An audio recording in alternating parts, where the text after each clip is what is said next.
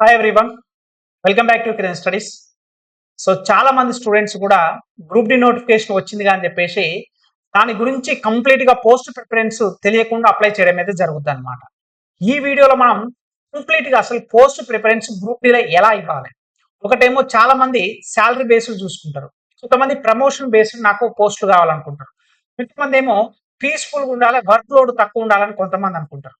So కొన్ని work pressure ఎక్కువ ఉన్నది, రిస్క్ ఎక్కువ ఉన్న పోస్టులు ఏందనేది అన్ని కూడా ఈ వీడియోలో మనం చూద్దాం. ఓకేనా? సో మనకు వచ్చేసరికి first group D post preference అనేది ప్రమోషన్ ఛానల్ మోస్ట్ ఇంపార్టెంట్. అంటే మనం ఏ జాబ్ చేస్తున్నా సరే ఒక్క ప్లేస్ లో ఉండాలని ఎప్పుడు అనుకో. సో ఒక 2 ఇయర్స్ కైనా 3 ఇయర్స్ కైనా అప్ టు 5 ఇయర్స్ కైనా మన యొక్క లెవెల్ 1 నుంచి లెవెల్ 2కి వెళ్ళాలనుకుంటాం. అంటే మనం చేరిన జాబ్ నుంచి ప్రమోషన్ అనేది ప్రతి ఒక్కరు ఎక్స్పెక్ట్ చేస్తాం. అందుకోసమే నేను ఫస్ట్ పారామీటర్ గా ప్రమోషన్ అయితే తీసుకోవడం జరిగింది అనమాట. ఓకేనా? సో ఇక్కడ నేను ఏదైతే మెన్షన్ చేశానో promotion channel post first preference అనేది గ్రూప్ డి పోస్ట్ ప్రిఫరెన్స్ మీరు అప్లై చేసుకునేటప్పుడు పోస్ట్ ప్రిఫరెన్స్ అడిగినప్పుడు first preference promotion channel assistant points man, దీన్నే పాయింట్స్ మ్యాన్ బి అని మెన్షన్ చేయడం జరిగింది. దీన్నే అసిస్టెంట్ పాయింట్స్ మ్యాన్ అని చెప్పడం జరుగుతుంది అనమాట. అసిస్టెంట్ పాయింట్స్ మ్యాన్ అని. ఈ అసిస్టెంట్ పాయింట్స్ మ్యాన్ అనేది ప్రమోషన్ ఛానల్ చాలా త్వరగా వస్తుంది అనమాట. So general department competitive exams, GDC అయితేంది, సో ఎల్డీసీ అయితేంది, ఓపెన్ అంటే డిపార్ట్మెంటల్ ఎగ్జామ్స్ కానీ అన్నిటికి కూడా ఎలిజిబుల్ అయ్యేది ఏకైక ఛానల్ ఏదైతే ఉందంటే అది త్రూ పాయింట్స్ మెన్ బి, దాన్ని అసిస్టెంట్ పాయింట్స్ మెన్ అంటారు. అంటే మీకు రైల్వేలో గ్రూప్ డి జాబ్ లో గనక నాకు ప్రమోషన్ ఫస్ట్ ప్రియారిటీ అనుకున్న వాళ్ళు ఖచ్చితంగా ఇవ్వవలసిన ఫస్ట్ ప్రిఫరెన్స్ ఏంటంటే పాయింట్స్ మెన్ అనమాట. దాని తర్వాత సో సిఎన్డబ్ల్యూ అసిస్టెంట్ లో కూడా మనకి ప్రమోషన్ ఛానల్ అనేది త్వరగా ఉంటుంది. బిఫోర్ దట్ మాత్రం మీకు ప్రమోషనే ఫస్ట్ ప్రిఫరెన్స్ అనుకున్నప్పుడు పాయింట్స్ మెన్ ఇవ్వండి. దాని తర్వాతనే సిఎన్డబ్ల్యూ అసిస్టెంట్ కి అయితే మీరు సెకండ్ ప్రిఫరెన్స్ కింద ఇస్తే బెస్ట్ అనమాట. ఇది ప్రమోషన్ ఛానల్ కింద అనమాట. ఓకేనా? రైట్. నెక్స్ట్ ఏంటంటే కొంతమందికి సార్ నాకు ప్రమోషన్ వద్దు, ఏదొద్దు సార్, నాకు శాలరీ హైయెస్ట్ ప్రయారిటీ. ఓకేనా? నాకు శాలరీ అనేది ఎక్కువ ఉండాలి సార్, నాకు వర్క్ ప్రెషర్ ఎంతైనా ఉండని, ప్రమోషన్ నాకు అనవసరం, పీస్ఫుల్ ఏమొద్దు, నాకు అమౌంట్ మాత్రం శాలరీ మాత్రం ఎక్కువ వచ్చే పోస్టులు ఏమైనా ఉన్నాయంటే అవి కూడా ఉన్నాయి. ఏంటంటే మనకు so TL and AC assistant అని చెప్పి మీకు ఇచ్చిన ఇవన్నీ కూడా కంప్లీట్ గా మీ నోటిఫికేషన్ లో డీటెయిల్ గా ఉంటది అనమాట. అది మీ జోన్ వైజ్ గా, కేటగిరీ వైజ్ గా ఎన్ని పోస్ట్ ఉన్నాయి, ఎన్ని వేకెన్సీస్ అన్ని కూడా ఉంటాయి అనమాట. సో ఇక్కడ మనకు ఈ యొక్క టిఎల్ అండ్ ఏసీ అసిస్టెంట్ ల శాలరీ అనేది మీకు ఆల్మోస్ట్ 50 నుంచి 52,000 రావడం అయితే జరుగుతుంది అనమాట. Next track machine assistant, track maintainer 4 వేరు, ట్రాక్ మిషన్ అసిస్టెంట్ వేరు. చాలా మంది కూడా కన్ఫ్యూజన్ అవుతుంటారు అనమాట. ఓకేనా? సెకండ్ పోస్ట్ ప్రిఫరెన్స్ కింద మీరు శాలరీ కింద కావాలనుకుంటే ట్రాక్ మిషన్ అసిస్టెంట్ పెట్టండి. దాని తర్వాత సేమ్ బ్రిడ్జి అసిస్టెంట్ కూడా మీకైతే దీనికి ట్రావెలింగ్ ఎలవెన్సెస్ గట్లా యాడ్ అవుతుంటది అనమాట. మీరు చేసే ప్లేస్ నుంచి 7 కిలోమీటర్స్ వరకు వెళ్తే ఇంత అమౌంట్ అని ఉంటుంది అనమాట.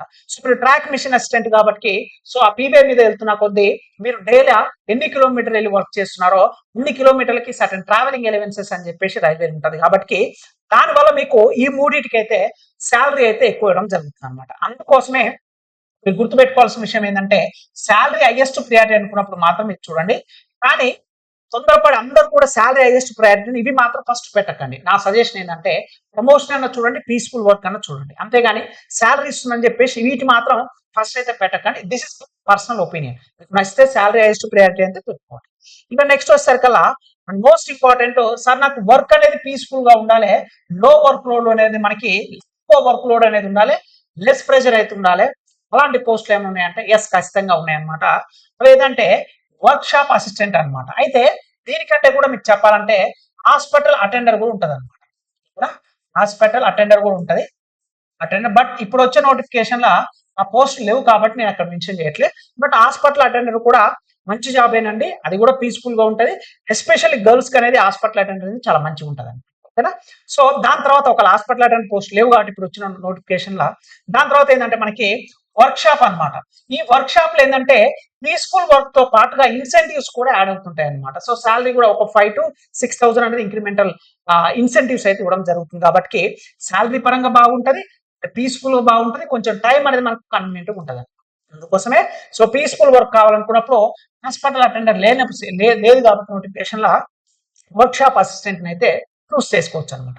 అండ్ నెక్స్ట్ వచ్చేసరికల్లా డీజిల్ కానీ ఎలక్ట్రికల్ లోకో షెడ్ ఈ రెండిట్ల ఏది పెట్టుకున్నా పర్లేదు. ఫస్ట్ వర్క్ షాప్ పెట్టుకోండి. దాని తర్వాత ఎలక్ట్రికల్ లోకో షెడ్ పెట్టుకున్నా పర్లేదు. డిజిటల్ లోకో షెడ్ అసిస్టెంట్ పెట్టుకున్నా పర్లేదు.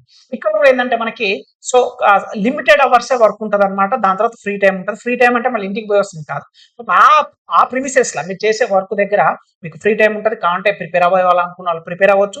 పీస్ఫుల్ గా అంటే మీరు వెళ్ళిన 8 కంప్లీట్ గా ఎప్పుడు మీరు డ్యూటీలో ఎక్కిన కాంచి దిగేంత వరకు కంటిన్యూస్ వర్క్ అయితే ఉంటుంది. అందుకోసమే దీన్ని పీస్ఫుల్ అండ్ లో వర్క్ లోడ్ అని చెప్పి చెప్పడం జరిగింది అనమాట. ఓకేనా? So work shop assistant diesel కానీ లోకో షెడ్ ఎలక్ట్రికల్ ఈ రెండిట్లో ఏదైనా సరే మీకు వర్క్ ప్రెషర్ పీస్ఫుల్ గా ఉంటుంది అనమాట. అండ్ నెక్స్ట్ వచ్చేసరికి కొంచెం వర్క్ ప్రెషర్ అనమాట. వర్క్ ప్రెషర్ కానీ సో అన్ని కూడా ఉన్నది ఏదైనా ఉందంటే అది ట్రాక్ మెయింటైనర్ 4 అనమాట. అంటే ఇక్కడ ఇక్కడ ఏంటంటే చాలా కొన్ని సిచ్యువేషన్ల ట్రాక్ మెయింటైనర్ జాబ్ స్టార్టింగ్ లో మంచిగా ఉంటుంది, కానీ దీని గ్రేడ్ పెరిగే కొద్దీ సో ఇబ్బందిగా ఉంటుంది అనమాట. సో ఇన్ని సర్టెన్ కిలోమీటర్స్ అనేది డైలీ సర్టెన్ వెయిట్ వేసుకొని మనము సర్టెన్ 7 కిలోమీటర్స్ కానీ 7.5 పోవడం రాదు అనమాట. ఫస్ట్ మన జాబ్లో ఎక్కినప్పుడు అంటే ఇది చెప్పాలంటే చాలా మంది కూడా ఇబ్బంది పడుతుంటారు అనమాట. ట్రాక్ మెయింటైనర్ ఎలా ఉంటుందంటే మీదకి వెళ్లాల్సి వస్తుంది. రైట్, అక్కడ ఉన్న అన్ని కూడా ఏరియాస్ అన్ని కూడా మనం ఆ ట్రాక్ మెయింటైనర్ కరెక్ట్ ఉందా లేదా అని చెప్పేసి ప్రతి ఒక్కరు కూడా చెక్ చేసుకోవాల్సి వస్తుంది.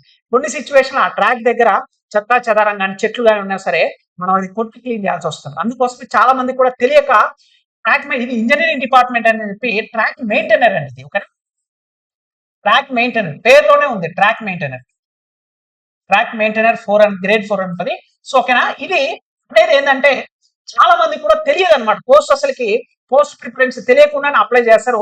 దాని తర్వాత జాబ్ వచ్చిన తర్వాత చాలా మంది కూడా ఇబ్బంది పడతారు అనమాట. సో ఆలోచించి పెట్టుకోండి ఓకే. ట్రాక్ మెయింటైనర్ దాని తర్వాత టీఆర్డీ అసిస్టెంట్ కూడా ఉంటుంది. అసిస్టెంట్ పర్మనెంట్ వే పీవే కూడా ఉంటుంది. దాని తర్వాత ఎస్ఎన్టీ సిగ్నల్ అండ్ టెలికామ్ కూడా. అంటే ఈ రెండు కూడా బేస్డ్ ఆన్ కొన్ని ఏరియాస్ వల్ల ప్రశాంతంగా ఉండొచ్చు, కొన్ని ఏరియాస్ వల్ల బేస్డ్ ఆన్ సిచ్యువేషన్. ఇప్పుడు ఎస్ఎన్టీ ఉందండి, వర్షాకాలం కానీ ఇలాంటి సిచ్యువేషన్ ఎప్పుడైనా సిగ్నలింగ్ ప్రాబ్లం వచ్చినా సరే ఖచ్చితంగా మనం వెళ్ళాలి, మన ప్రెసెన్స్ ఉండాలి కాబట్టి అలాంటి సిచ్యువేషన్ లో ఉంటుంది అనమాట. ఓకేనా? సో కొద్దిగా వర్క్ ప్రెషర్ మరీ హెవీ ఏమి ఉండదు. కానీ ట్రాక్ మెయింటైనర్ ఏంటంటే స్ట్రేనియర్స్ వెళ్ళే కొద్ది అనేది సో చెప్పాను కదండి సర్టన్ వెయిటేజ్ అనేది వేసుకొని కొన్ని కిలోమీటర్లు అనేది మనము నైట్ షిఫ్ట్లు కూడా ఉండడం జరుగుతుంది అనమాట వీటిలో. ఓకేనా? సో ఇది మనకి ఏంటి ట్రాక్ మెయింటైనర్ 4 కానీ టీఆర్డీ అసిస్టెంట్ కానీ అసిస్టెంట్ పీవే పర్మనెంట్ వే అంటాం అండ్ ఎస్ఎన్టీ కానీ ఇవి వర్క్ ప్రెషర్ అనమాట. నా సజెషన్ ఏంటంటే మీరు ఎవరైనా కానీ ఇవి లాస్ట్ ఆప్షన్ కింద ఇవ్వండి. లాస్ట్ ఆప్షన్ మీరు అప్లై చేసేటప్పుడు పోస్ట్ ప్రిఫరెన్స్ లా లాస్ట్ ఆప్షన్ కింద ఏమి ఇస్తారంటే ఇది మాత్రమే ఇవ్వండి. ట్రాక్ మెయింటైనర్ 4 మాత్రమే లాస్ట్ ఆప్షన్ కింద. ఇవి అసెండింగ్ ఆర్డర్ ఇవ్వండి. లాస్ట్ ఆప్షన్ ట్రాక్ మెయింటైనర్ 4 ఇవ్వండి. దాని తర్వాత బిఫోర్ దట్ టీఆర్డీ ఇవ్వండి. దానికి బిఫోర్ అసిస్టెంట్ పీవే ఇవ్వండి. దానికి బిఫోర్ అంటే లాస్ట్ కింద ట్రాక్ మెయింటైనర్ 4 ఇవ్వండి. ఓకేనా? దాని తర్వాత టీఆర్డీ ఇవ్వండి. దీనికి ముందు అసిస్టెంట్ పీవే ఇవ్వండి. దాని తర్వాత ఎస్ఎన్టీ ఇవ్వండి. ఇది లాస్ట్ ఆర్డర్ కింద ఉండాలన్నమాట. సో నా సజెషన్ మాత్రం ఇది నా పర్సనల్ ఒపీనియన్. ఎందుకంటే మీరు కష్టపడి చదువుతారు, బట్ అక్కడికి వెళ్ళిన తర్వాత ప్రమోషన్ ఛానల్ కరెక్ట్ లేకపోయినా చాలా మంది కూడా మనం డిసప్పాయింట్ అవుతాం. ఓకేనా? బట్ ఇది మనకి వర్క్ ప్రెషర్ ప్రకారం and work load peaceful jobs ఏంటిది, సాలరీ బేస్డ్ పోస్టులు ఏంటిది, అదేవిధంగా ప్రమోషన్ ఛానల్ పోస్టులు ఏంటనేది ఇది కంప్లీట్ గా అనమాట. ఓకేనా? సో ఎవరైతే ఎక్స్క్లూజివ్ గా గ్రూప్ డి జాబ్ కి ప్రిపేర్ అవ్వాలనుకుంటారో మన కిరణ్ స్టడీస్ యాప్ అనేది మీరు ప్లే స్టోర్ నుంచి యాప్ అనేది మీరు డౌన్లోడ్ చేసుకోండి.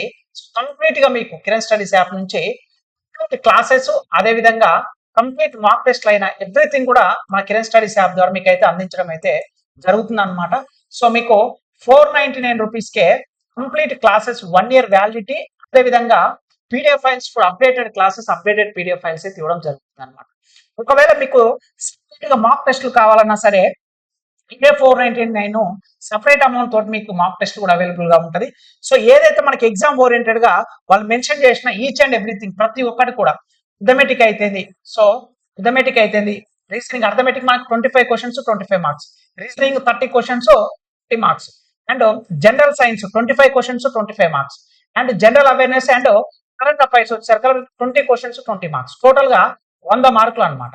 దీంట్లో మీకు జనరల్ సైన్స్ అనేది చాలా చాలా ఇంపార్టెంట్. సో ఎన్సీఆర్టీ బేస్డ్ కూడా డైరెక్ట్ క్వశ్చన్స్ మనకు 6th నుంచి +1 +2 కరెక్ట్ కనుక చదివితే అవుట్ ఆఫ్ 25 లో మీరు వరస్ట్ కేసులో 18 నుంచి 20 వరకు ఈజీగా ఆన్సర్ చేయొచ్చు అనమాట. సో అలా చేయడానికే కంప్లీట్ గా classes NCERT science classes Telugu medium as well as English medium bilingual classes తో పాటు పీడిఎఫ్ ఫైల్స్ కూడా NCERT science 6th to 10th Telugu medium English medium కూడా మన కిరణ్ స్టడీస్ యాప్ ఇవ్వడం జరుగుతుంది. ఓన్లీ మీకు ఎన్సీఆర్టీకి సంబంధించి ఓన్లీ సైన్స్ క్లాసెస్ మాత్రమే కావాలనుకునే వాళ్ళకి కేవలం 299 రూపీస్ తోటే మన కిరణ్ స్టడీస్ యాప్ లో ప్రొవైడ్ చేయడం జరుగుతుంది. ఇది మీకు తెలుగులో ఉంటది as well as English medium రెండిట్లో అవైలబుల్ గా ఉంటాయి అనమాట. క్లాసెస్ తో పాటు పీడిఎఫ్ ఫైల్స్ కూడా ఉంటది. సార్ నా కంప్లీట్ కోర్సు కావాలంటేనేమో 499 only NCERT science Telugu medium English medium classes and PDF files కావాలంటే మాత్రం 299. ఒకవేళ మార్క్ టెస్ట్ కూడా నాకు ఎన్సీఆర్టీ బేస్డ్ మార్క్ టెస్ట్లు కూడా కావాలి సార్. అర్థమెటిక్ రీజనింగ్ ఇక్కడ మనం మెన్షన్ చేసిన అర్థమెటిక్ అయితేంది, రీజనింగ్ అయితేంది, జనరల్ సైన్స్ అయితేంది, జనరల్ అవేర్నెస్ కరెంట్ అఫైర్స్ అవుతుంది, ఇవన్నీ కూడా కావాలనుకుంటే కేవలం 499 కే మార్క్ టెస్ట్ కూడా అవడం జరుగుతుంది. అంటే కంప్లీట్ గా మీరు ఒక 1000 రూపీస్ గనక మీరు గనక ఇక్కడ స్పెండ్ చేయగలిగితే 100% మీకు సబ్జెక్ట్ నాలెడ్జ్ ఇప్పించే బాధ్యత వచ్చే బాధ్యత నాదనమాట. ఎందుకంటే ఇంత తక్కువ అమౌంట్ కి ఇంత బెస్ట్ కంటెంట్ మీకు ఎక్కడ కూడా అవైలబుల్ గా ఉంది. ఇది నేను చెప్తున్నాను కాదు, నేను ఏదో 3 జాబ్లు సాధించాను 10 ఇయర్స్ ఎక్స్పీరియన్స్ కానీ కాదు. మీరు ఒక్కసారి యాప్ డౌన్లోడ్ చేయండి, ప్లే స్టోర్కి వెళ్ళి కిరణ్ స్టడీస్ అనే యాప్ డౌన్లోడ్ చేయండి.